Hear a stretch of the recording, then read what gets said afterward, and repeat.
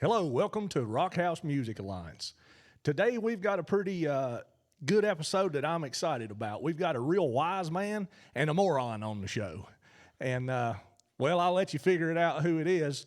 I'd like to introduce to you Mr. Jeremy Wise. Thanks for having me, old buddy. How you doing, man? Good, man. How you doing? I'm living the dream. You got a single coming out? Yes, sir. Friday. I just got a chance to listen to it. Man, that thing is a smoker. I like it. Thank you. Appreciate it. Tell me about that single. How did it come about, and kind of what happened there? What did you do? Well, my good buddy over there, Tristan wrote it a couple years ago with one of our buddies, Ward Williams, and he had sent me a video of it and asked me if I could play it, mess around with it, and I'd played around with it, and I liked singing it, and it felt good to sing and play and stuff, and we'd done some tweaking and sat down and discussed, and was like, yeah, we probably should try to record it. So we scrounged up the money and went down there, and they ended up signing me to one song deal and let me record it for free and stuff. Oh, nice. Signing with them. So yeah, I don't blame them, man. You got a voice. How long you been in music? I mean, obviously, I've loved it my whole life, but I learned how to play guitar during COVID when I graduated high school, and it just kicked off from there. Learned messing around with bluegrass and stuff. I loved bluegrass in high school a lot, and so that's how I got started with that, just picking around over COVID, locked up in the house and whatnot. Yeah, I couldn't go nowhere. Sitting there in your underwear playing the guitar. Yeah, serving time, felt like. Yeah, everybody got a sentence during that time. Man, that sucked. COVID really, it slapped music pretty hard with shows and stuff. I remember. Yeah. Man, we couldn't do anything.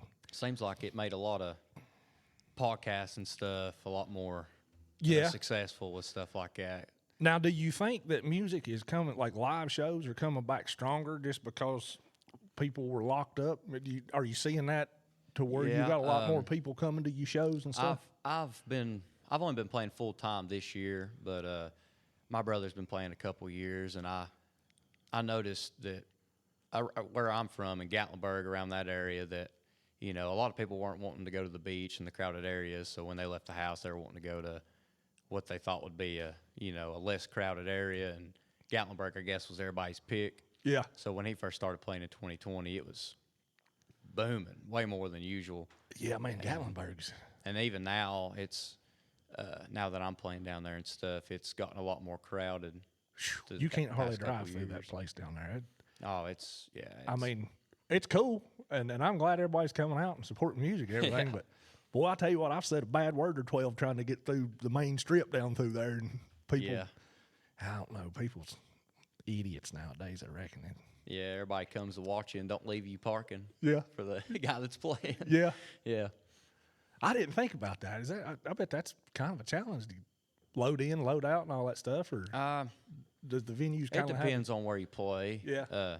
When I play in Gatlinburg, I normally play at Old Red or Aldean's bar up there. Yeah. So that's kind of just carry my guitar case and a cord in there and plug in and good to go, bring you in ears or something like that. So yeah, it's not bad. The only time I really have to carry any gear is around, these dive bars and stuff like that. Yeah, yeah. Who's some of your influences? I like I said, I listened to your song, super big fan. Who's some of your influences that you listen to that kind of help mold the style that you do? First one is Keith Whitley. Love him. That's my favorite.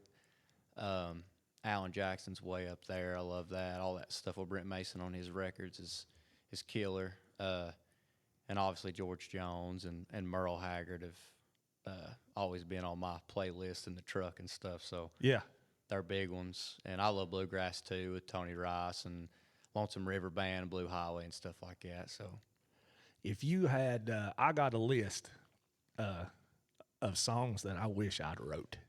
Oh, if you had a song on there, if you could only pick one, oh hell, what would the song be that you wished that you had wrote? Just one? That's all you get's one. If you're nice, I might give you two. but I don't Tag. I hope I'm nice. It varies. There will be songs that I will listen to and be like, damn. But everything I love is Alan Jackson. I love that one. Love playing it. Love singing it. And Is It Rain and Vern Gosling is way up there for me. Oh yeah, Vern's good. He had that one. What was his big hit? Chiseled and Stone. Chiseled and Stone. That's a good one. That'll rip your heart out right Oh, there. yeah. That's country music. Yeah. Yeah. I divorced myself the first time I listened to that thing. I couldn't handle it. It was over with. I was like, oh, hell, I'm out. The Voice. The Voice, man.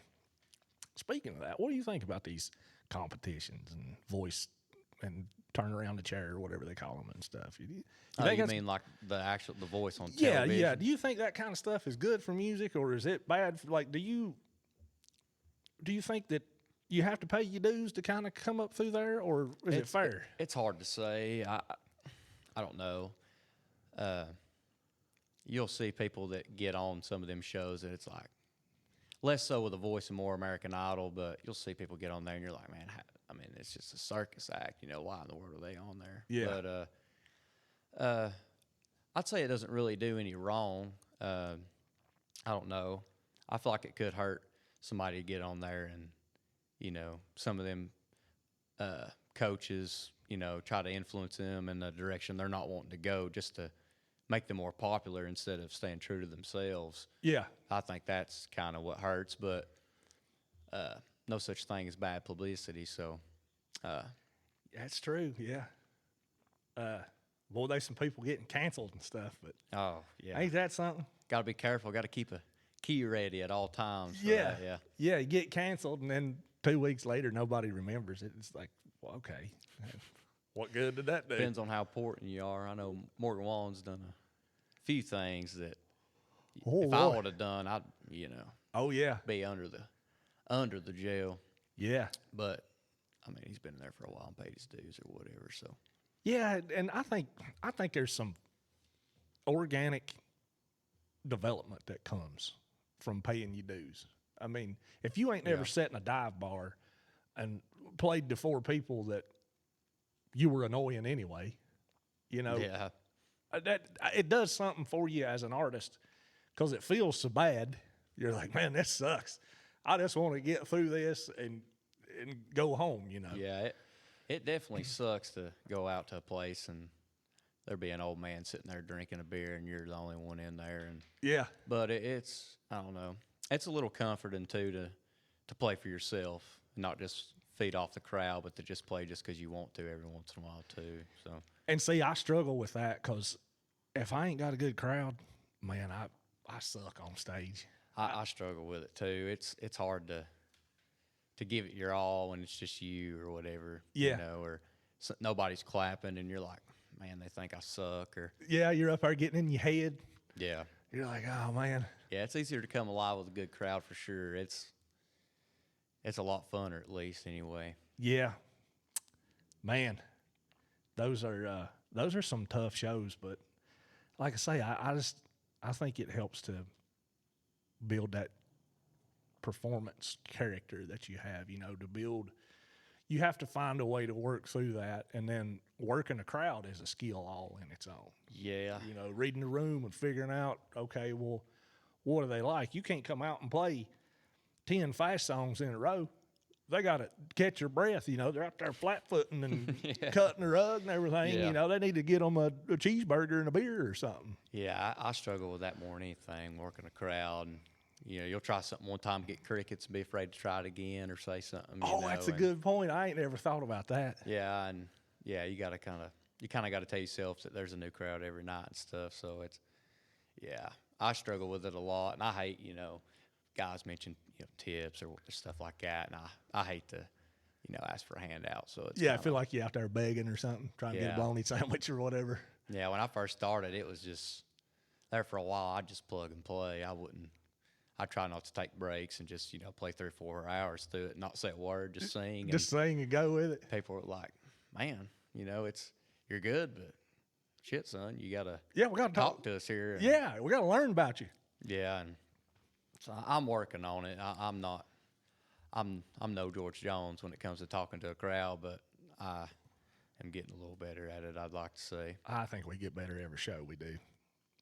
You know, every time you go out and put yourself, because you're putting yourself out there in front of people. Yeah. And I don't think a lot of people understand. Man, you get nervous when you go on stage. Not so much anymore, just because where I've done it so much. When I first started doing it, especially because I played my first show on a gooseneck trailer with Tristan. Yeah. What's that been, Tristan? About a year and a half, maybe. How fast was y'all going? What do you mean, like playing or? Well, you was on a gooseneck trailer. You wasn't going down the road. No. we had it parked at a rodeo. Really? Yeah. Come on, dude. Yeah, we had it parked at a little rodeo in Parrotsville, Tennessee, and played on that gooseneck trailer. And golly, I mean, I was freaking out, you know, and I had no phone holder or nothing at the time, so I was trying to prepare myself for playing 2 or 3 hours just off the dome, just raw just dogging trying to it. remember stuff, and that's definitely easier said than done. When you see, I watch a lot of Zach Top playing live and stuff, and no phone holder, just playing it. Which of course he wrote all the songs, so it's probably a little easier. But yeah, it's hard to get through a 4-hour gig, no breaks, and not be able to read a chart or. That's a damn marathon right there, son. Hell, I mean, hell, I can't. Which I'm primarily a drummer, but I got to have my charts because everything I got going on, I'll get up there and be playing the song, and next thing I know, I'm over here thinking about meatloaf or something, trying to get me some damn fried taters and onions or something, and I'm like, hell, I don't even know what we're doing. Yeah, right it happens. That's for sure. Golly. I mean, normally we got a pretty good crowd when I'm playing up there at Aldean's, and I play there 2 or 3 times a week. But when there's a bad crowd or something, they've got them TVs up, and there'll be Tennessee Vols national championship baseball game up there. And I'll forget lyrics real quick when I'm cheering on the Vols up there. Yeah, you just up there watching on TV. the TV, yeah. Or NASCAR's on or something like that, and I'll get caught watching that. And yeah, it happens to the best of them. So you mentioned your brother plays some music.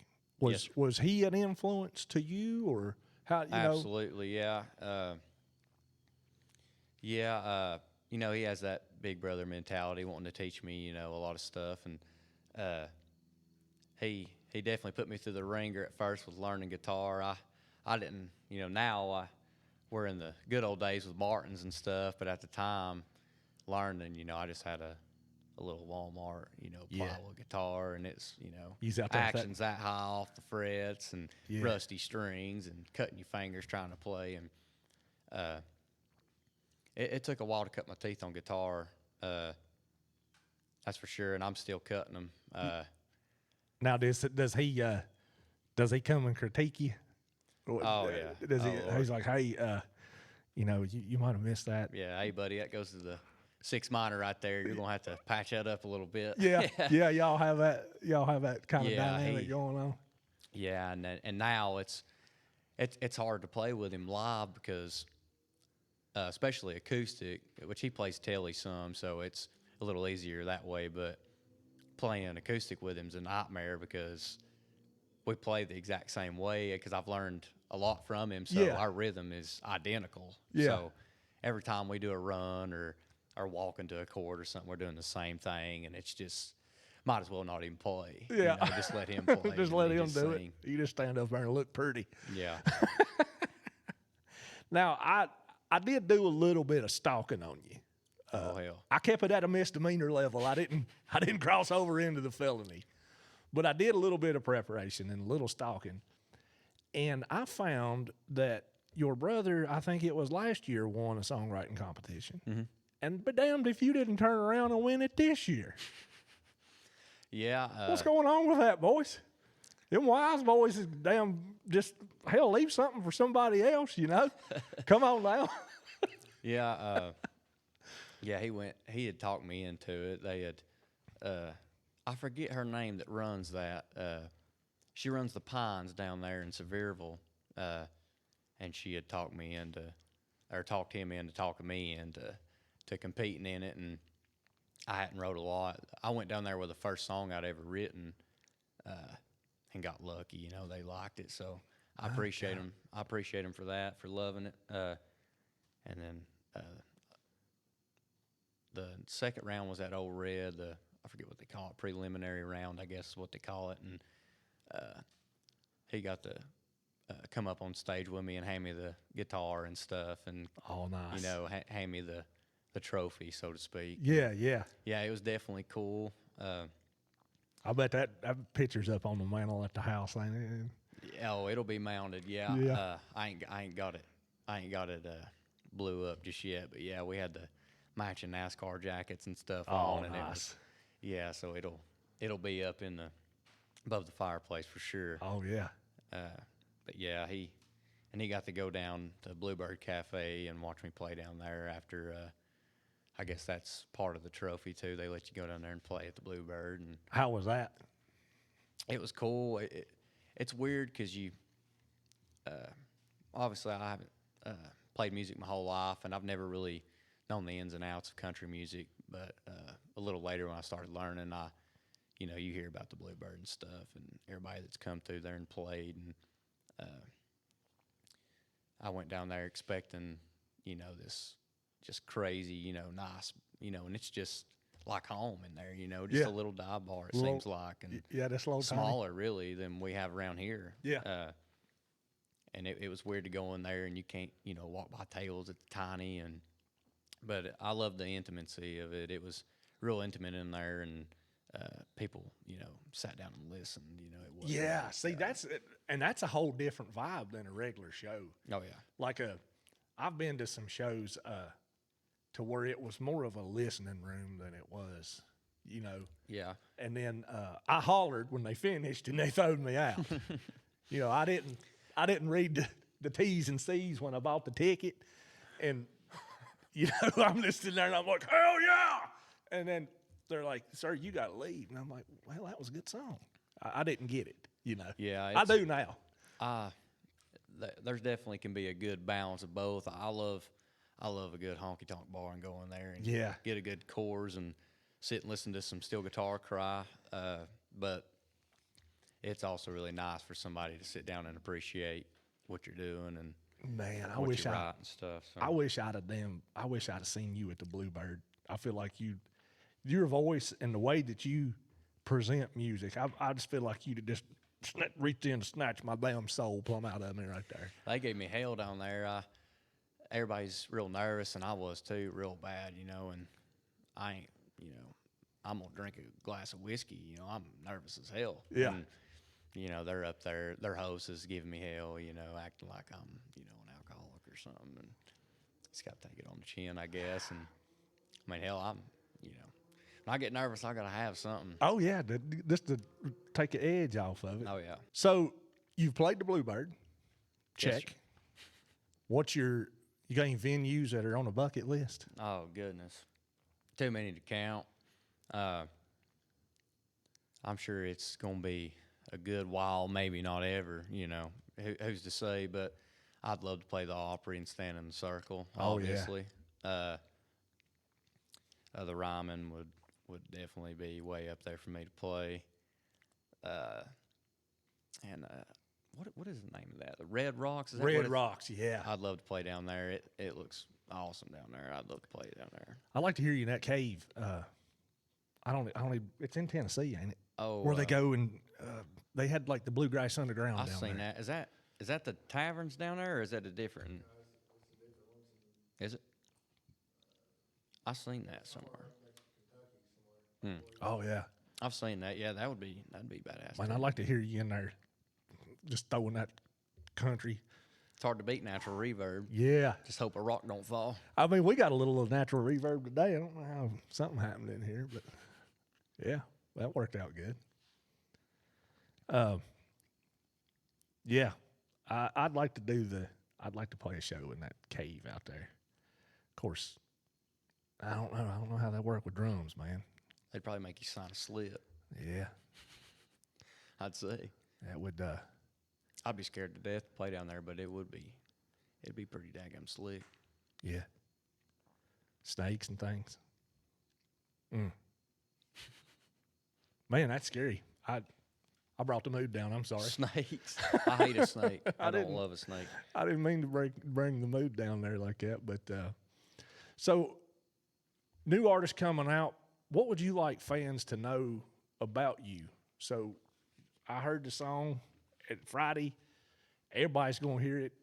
There's probably going to be a parade on Monday. You know, I don't know about all that. what do you want people to know about your music and what you're doing and how you want them to interpret or perceive your music? Just the song or in general? Just in general as an artist, you know, like what's if we just kind of dig down and be like, what's Jeremy about, you know? I guess I'd want them to know that I ain't going to change. Traditional country is what I love, and traditional country is what I'll play. You know, I respect any musician. It's rough to do it for anybody, and I respect anybody for an artist. But and I ain't gonna name drop or nothing. But the newer style is just not for me. Yeah. And I'd like to make, you know, traditional country new again. Yeah. That's for sure. Yeah. And I'd like to see it coming back, and I think it is to a degree. I know Jake Worthington's putting out a bunch of good stuff, and Zach Top is freaking blowing up like you wouldn't believe, and people are starting to love it again, I think, and respecting the, you know, crying still and open mic vocal and no auto tune or no 808 tracks back there and stuff, and the way it's supposed to be. And there seems to be somewhat of a damn revolution of real country coming back. Yeah. Right now. And man, I think you're right. I think you're right in the midst of it. Thanks, man. I hope so. Yeah. Hopefully everybody knows and believes I'm genuine enough to go down that path. So you ain't doing no collaborations with no Ozzy Osbourne or nothing like that. We ain't gonna hear that coming out. I doubt it. Yeah. Damn. There goes my hopes and dreams. I mean, I love rock music too. I mean, there's plenty of genres I've listened to over the years. Don't get me wrong. Country's just at the top of it. You know, there's plenty of stuff that I love grunge rock. I mean, I love 3 Days Grace and Nirvana and Breaking Benjamin and stuff like that. I love that stuff too. And even classic rock with, you know, Led Zeppelin, Metallica and stuff like that, and Alice in Chains and all that good stuff. I love all that too. But yeah. Country's definitely at heart to me anyway. Yeah.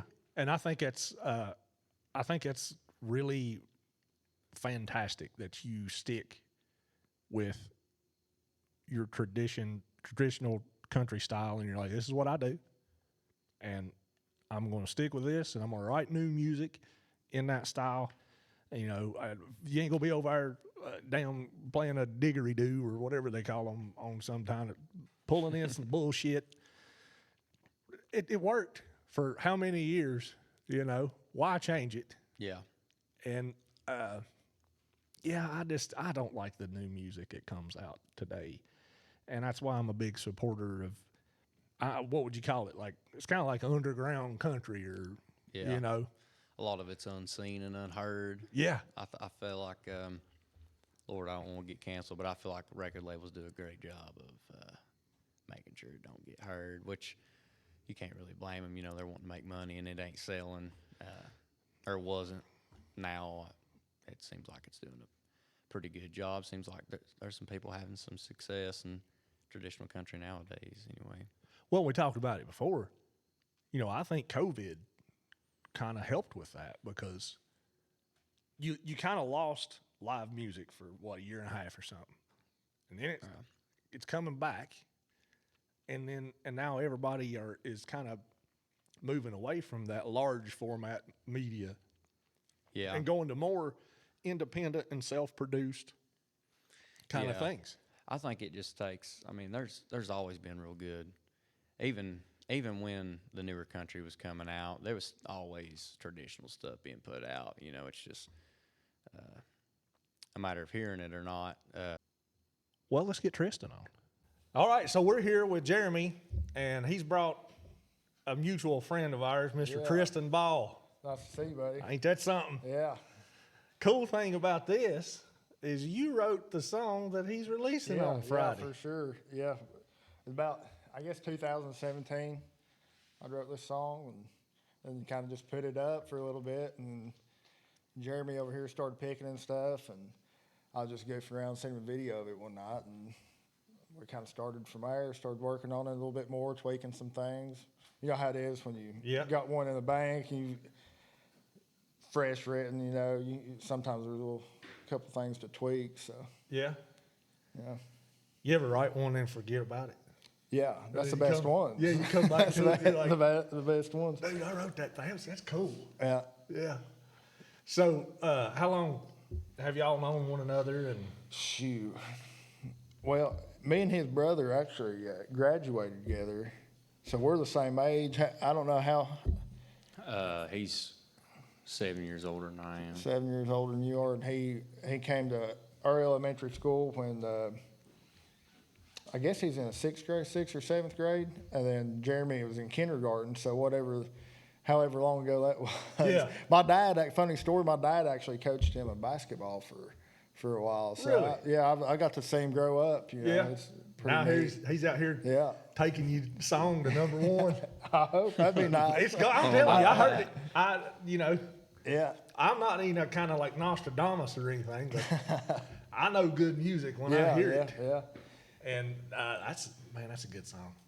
I appreciate it. You gonna play it for us? I can. Yes. That's yeah, awesome. we can do something probably. Yeah, I could probably work something up, I'd say. Now, do you have a full band that you run with, or you Yes, mostly just go solo acoustic? Or? Yeah. I try to have a full band anyway. Yeah. Normally when I'm in Gatlinburg, it's full band. And around these dive bars and stuff, I normally just solo it or duo or something like that. Yeah. Do you play in? No, with him at all? I wish. I just don't have the time to. Just with work, I'm driving that big rig. Man, that hurts my feelings. Yeah. I've seen you play things that I didn't even think was musical before. I appreciate that. We'd be riding down the bus, and you're like, "Hey, check out this straw," and you cut some holes in it over there down. I don't know, it's God-given talent, I guess. I've always been like that though. Since I was a kid, I was beating around on something, or like you said, with straws, trying to make it sound like music. That was always my kind of goal and stuff. Really. I don't think you're a human, really. I can't understand how you. And playing with you, I'm like, my God, he's always on. Like, do you ever have a bad day? No, believe it or not. I've gone through some slumps. This song, actually, I was in a bad slump when I wrote it. So I guess that's a good point to bring up. What was your inspiration, and kind of like, where was you at? Or no, I mean, I'll tell you, me and this girl had been together. I was actually, you can't really tell it. He delivers it so, elegantly. You can't tell it, but I was mad when I wrote that song. The original version, F this, F that, like it was, it was one of those deals to where she kind of made me feel like I wasn't really enough. And I was like, you know what, I'm all right, like I was just reflecting, and you know what, I'm all right. So, and the first version I wrote, I guess, the verse and the chorus in a couple minutes. Like, I already knew what it was. I just wrote it down. And then like he was speaking Ward, my good buddy, I called him and said, hey, I've got a song I'm working on, because we've been co-writing a couple songs anyways. And I was like, why don't you come up here and help me, write a bridge and a couple things for it. So he helped me do the second verse and stuff, and then we let it sit for a while, and me and him added a couple things to it, and went from there. I feel like they work good when you got time to let them marinate. Oh yeah. Just let them, just kind of like a pot of chili. Just let it sit there and simmer a little while. Especially if you have time to look. back to what you was feeling that day, if you can remember like how you was feeling that day, you can look back and say, you know what, like you can look at it from a different perspective now. Yeah. And finish it, and it's a lot of times they come out good. Like Yeah, and that's where you get a good hook or something at the yeah, end. You know, you can put a twist on it. Yeah. Or something like that. Man, I like that song. Yeah, it's a good one. I'm pretty proud of it. That's to a be good honest. one. What about you? With you got any like songs that you ever have one that just pisses you off because you know you've got a good hook and a line and you just hit that wall every day.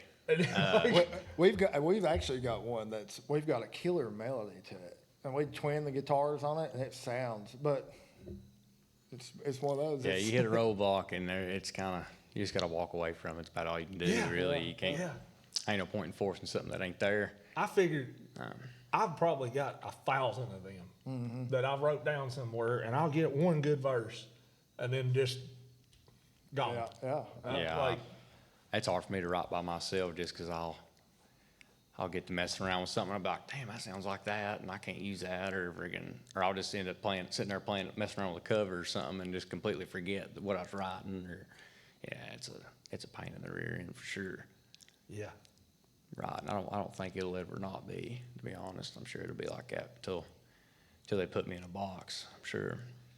But when they come through though, especially if you've got one that's been kicking your ass for a while, yeah, it feels good. It's that satisfaction of that. Yeah, unmatched. Yeah, you get it and it just hits and there you go. Oh yeah. And man, that's awesome. All right, so you guys got this song wrote and you recorded it. It's coming out. You're gonna go play it. What's the craziest thing you've seen on the road at a show or anything like that? I guess, I was playing a show at the Barbarossa one night, and they had a wet T-shirt contest. Oh, boy. And I'm talking, you had them every size, shape, and color up there. You didn't call me? Yeah. Well, I went over there and played with you and had to play in the sand over next to the river. Yeah, you did. Well, we actually, I forgot about that. Guy was with us on the keys there. Was Guy there? No. With us at one time, wasn't he? No, I don't think Guy was there. Was he not? He played one show up with me up there. But this was before that, with that same guy I was speaking with. Yeah. We was actually on a stage this time. Well, we had this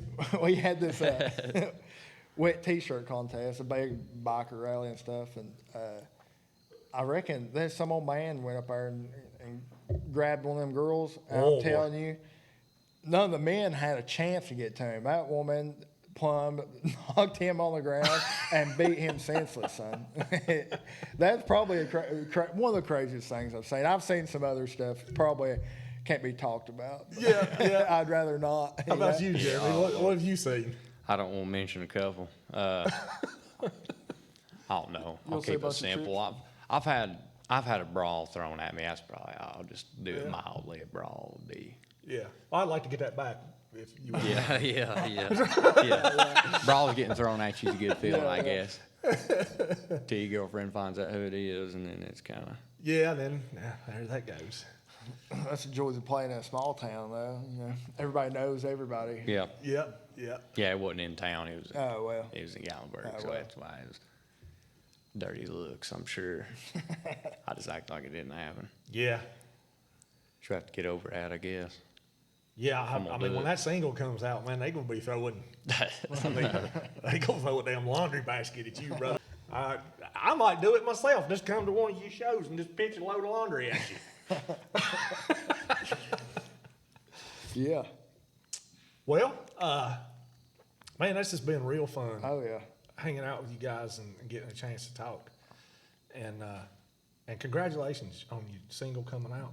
Thanks, man. Appreciate it. I'm gonna be tuned in. I'm gonna be damn, fan number one over here. I'm gonna get up on top of the house and holler about it when we get done with this. Yeah. Just so everybody knows that Friday is a special day, and we got to tune in and buy the stuff. Where's it coming out? Spotify, Amazon, Apple Music, all that good every stuff. one of them. Yeah. And we want to remind people to like the music, buy it, put your subscribes on. Everywhere you see this music, interact with it.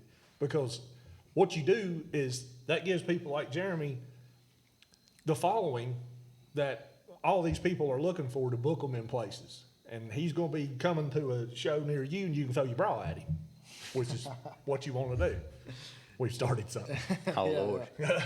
Put that on a I'll t-shirt. be known as the bra guy or something. I doubt it, but I've got some chicken wire over here if we need to protect you, you know. But no, really, we want you to go and interact with his music and share it on Facebook and, you know, play it at your family reunion and different things. Everybody needs to engage with this music because we're so fortunate and lucky to have artists out here that bust their ass to make a damn good song. And there's a lot of work goes into it. And man, I appreciate you guys' music and appreciate you being here. Yeah, man. thanks, man. Thanks for having us. Yeah, and let's do it again. Let's do this again. Yeah, absolutely. Yeah, man. Go out there and write about 10 more number ones, and then, you know, Yeah. we'll do it again. But I say for now, let's get out here and go play some music. You want to? Let's do it. Sounds good. Sounds good. All right. We'll catch you next time. Rock House Music Alliance.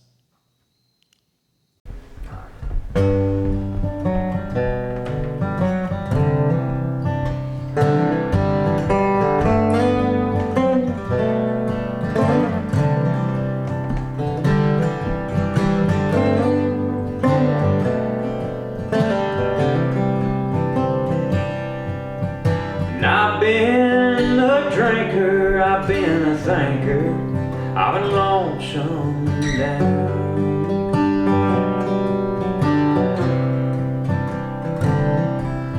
And I've been a long shot, been a hot shot, I've been known to get around.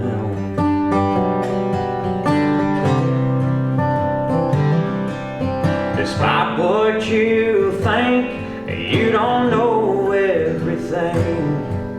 You ask how I'm doing, well, I'm doing okay. And I'm doing fine. I'm doing alright. And I'm living high. And it ain't my fault.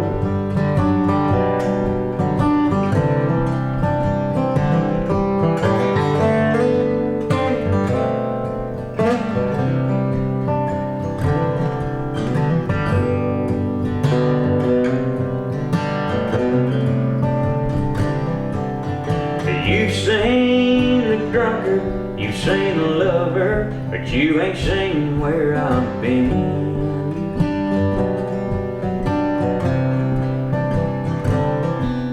'Cause I've done the hard stuff, seen some bad stuff, and I'm trying to make it end.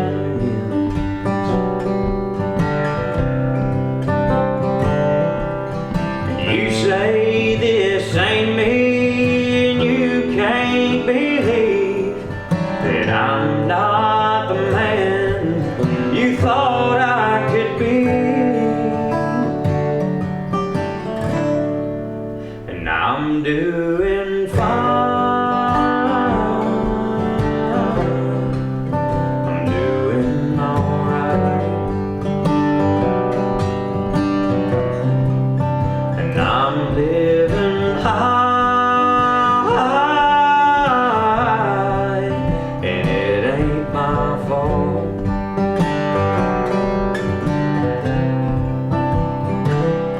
Put a blanket on my troubles, I went from single to doubles, and there's a lot that's changed since you walked away. I'm fine. I'm doing alright. And I'm living high, and it ain't my fault.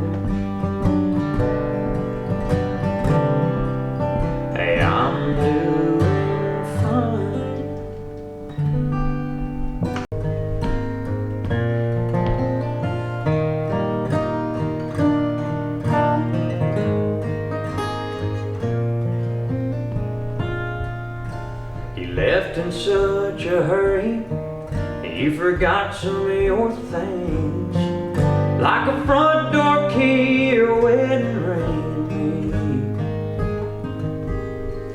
And I'm sitting here drinking, thinking, what did I do so wrong to make you find another lover, leave me here all alone?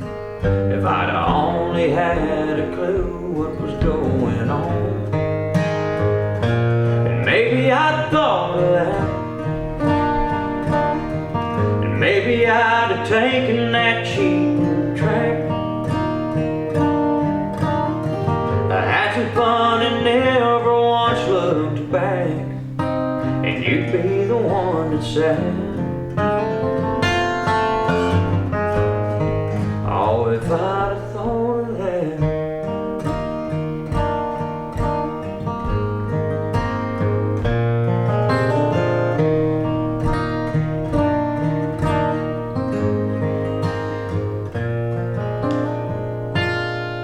I'd be high up in the Rockies in a cabin built for two, or doing things to me and me with no more thoughts of you.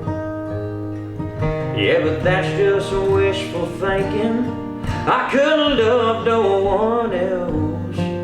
If I could, I wouldn't be here all by myself. If I could be like you, yeah, I'd be gone with no go to hells. Maybe I thought of that,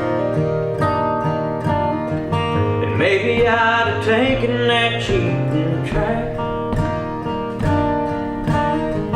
I had some fun and never once looked back, and you'd be the one that said, oh, if I'd have thought of that. Oh, if I'd have thought of that. If I'd have thought of that. Oh, if I'd have thought of that.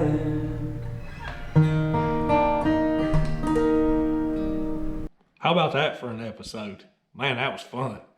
I want to thank Jeremy and Tristan for coming and recording the episode and letting me jam with them and just hanging out and being cool dudes. You should go buy Jeremy's single. It's out now. Jeremy Wise, I'm Doing Fine. Anywhere you get music, go buy it. Buy you 2 copies. Buy a copy and give it to somebody for in their stocking stuffer or something. I don't know. However you do it, we need to make sure that we support these guys. Just super cool dudes. We're going to have them back. We're certainly going to have them back again. But we appreciate you for tuning in. Please like and subscribe to the RMA page. Go like and subscribe on Jeremy's stuff. And we'll catch you on the next episode. Thanks for watching.